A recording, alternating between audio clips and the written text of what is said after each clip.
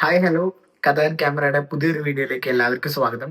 അപ്പോൾ ഞാൻ പറഞ്ഞിട്ടുണ്ടായി ഇന്ന് വൈകിട്ട് 6 മണിക്ക് ദളപതി മൂവി ആയിട്ടുള്ള ജനനായകന്റെ ഫസ്റ്റ് സിംഗിൾ ഔട്ട് ആവുന്നുള്ളത്.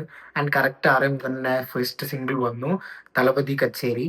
ആൻഡ് ഞാൻ ആ സമയത്ത് തന്നെ അത് കേട്ടിരുന്നു, പക്ഷെ അപ്പോൾ എനിക്ക് വീഡിയോ ചെയ്യാൻ പറ്റിയില്ല. പക്ഷെ എന്താ പറയാ, ഞാൻ വീഡിയോയിൽ പറഞ്ഞ മുന്നത്തെ ആ മറ്റേ അപ്ഡേറ്റ് വീഡിയോയിൽ പറഞ്ഞ പോലെ തന്നെ അനിരുദ്ധിന്റെ ബിജിഎമ്മും കാര്യങ്ങളൊക്കെ എനിക്ക് വളരെ ഇഷ്ടമാണ്. പക്ഷെ സിംഗിളിലേക്ക് വരുന്ന സമയത്ത് ചിലപ്പോൾ ആദ്യത്തെ വട്ടം കേൾക്കുന്ന സമയത്ത് ഭയങ്കര കൺവിൻസിങ് ആയി തോന്നില്ല. പക്ഷെ വീണ്ടും വീണ്ടും ഇങ്ങനെ കേട്ടുകൊണ്ടിരിക്കുമ്പോൾ ഓക്കെ, ഒരു സംഭവം ഉണ്ടല്ലോ എന്നുള്ളൊരു ഫീല് കിട്ടും. ആൻഡ് ഇവിടേക്ക് വരുന്ന സമയത്തും ഒരു പെർട്ടിക്കുലർ പോർഷൻ എനിക്ക് ഭയങ്കര ഇഷ്ടമായി. അത് ഞാൻ റീലിലും കാര്യങ്ങളും കുറെ പേര് സെലിബ്രേറ്റ് ചെയ്യണ കണ്ടു. റീലിലൊക്കെ ഞാൻ ഏതോ ഒരു തിയേറ്ററിൽ നിന്നൊക്കെ അത് പ്ലേ ചെയ്യണ കണ്ടപ്പോൾ ഓക്കെ, ഇത് തിയേറ്റർ മൂഡിന് പറ്റിയിട്ടുള്ള ഒരു സോങ് തന്നെയാണ്. ഐ മീൻ അവിടെ ചെന്നിരിക്കുന്ന സമയത്ത് ആ ഒരു വൈബ് കിട്ടും എന്നുള്ള തോന്നി. ആൻഡ് ഇവിടെ തന്നെ കേൾക്കുമ്പോൾ അതിനൊരു ഫീൽ ഉണ്ട്. ഞാൻ ആ പെർട്ടിക്കുലർ പോർഷൻ കേൾപ്പിച്ചു തരാം, മൊത്തം സോങ്ങിലേക്ക് പോണില്ല.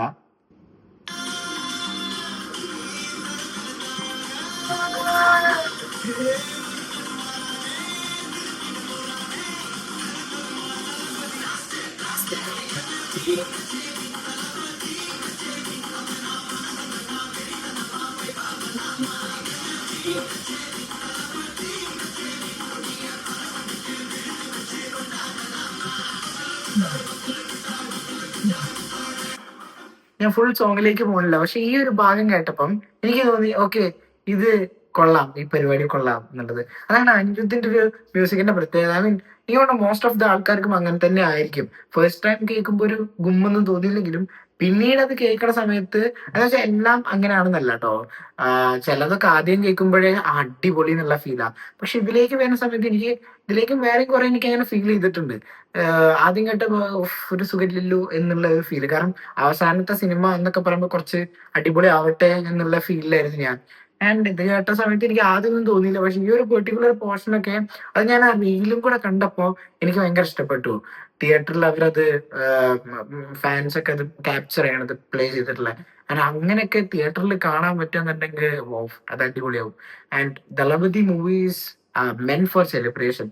ആൻഡ് ആള് സിനിമയിൽ നിന്ന് പോവാന്ന് പറയുമ്പോൾ ഒരുപാട് സങ്കടം. കാരണം എന്താ വെച്ചാൽ നമ്മള് ഒരു ഇയറിൽ ഒരു ദിവസം ആണ് ഒരു സിനിമ ഇറങ്ങണത് വിജയ്ക്ക്. അപ്പോ ആളുടെ ഒരു സിനിമ വരിക എന്ന് പറഞ്ഞാൽ അത് ഔട്ട് ആൻഡ് ഔട്ട് എന്റർടൈൻമെന്റ് പടമായിരിക്കും. അതിൽ വേറെ കാര്യങ്ങളോ വലിയ പരിപാടികളോ ഒന്നും നമ്മൾ പ്രതീക്ഷിച്ച് പോകേണ്ട ആവശ്യമില്ല. നമുക്കറിയാം this is meant for celebration. നമ്മൾ 2-3 പാട്ട്, ആക്ഷൻ പരിപാടി, ഇത് പ്രതീക്ഷിച്ചാ പോണേ. എനിക്ക് അങ്ങനത്തെ സിനിമകൾ പേഴ്സണലി ഭയങ്കര ഇഷ്ടമാണ്. അപ്പോൾ അത് എൻജോയ്മെന്റ് ആ ഒരു രീതിയിൽ തന്നെ ഞാൻ അതിനെ കാണാറുള്ളൂ. പക്ഷെ at the same time enjoyment എന്ന് പറയുമ്പോഴും അത് എടുത്തു വെച്ച രീതി നന്നായിട്ട് മാറ്റർ ചെയ്യും. ഇപ്പൊ ഗോട്ട് പോലത്തെ ഒക്കെ ഒരു സിനിമയാണെന്നുണ്ടെങ്കിൽ അവിടെ പോയി. ഞാൻ ഉദ്ദേശിച്ചത് എന്താ വെച്ച് കഴിഞ്ഞാൽ നല്ലൊരു എന്റർടൈൻമെന്റ് പടം ആണെന്നുണ്ടെങ്കിൽ ഒബ്വിയസ്ലി അത് ഹിറ്റ് ആവും. അതിനെ ഭയങ്കരമായിട്ട് എന്താ പറയാ, റിപ്പീറ്റഡ് വോയിസ് തരും. ഇപ്പം ലിയോ കണ്ട സമയത്ത് എനിക്കൊരു പ്രശ്നമായിട്ടൊന്നും ഫീൽ ചെയ്തിട്ടുണ്ടായിരുന്നില്ല. കുറെ പേർക്ക് അതിന്റെ second half it wasn't that good compare to the first half. But again overall movie നോക്കുന്ന സമയത്ത് ഭയങ്കരമായിട്ട് എനിക്ക് ഇഷ്ടപ്പെട്ട ഒരു സിനിമയായിരുന്നു. ഐ മീൻ റിപ്പീറ്റഡ് വാച്ച് തോന്നിയിട്ടുള്ള ഒരു സിനിമയാണ് ലിയോ. ഇടയ്ക്കിടയ്ക്ക് വന്നാലും എന്താ മീൻ നെറ്റ്ഫ്ലിക്സ് തുറന്നിട്ടാണെങ്കിൽ ഞാൻ കാണാറുണ്ട്.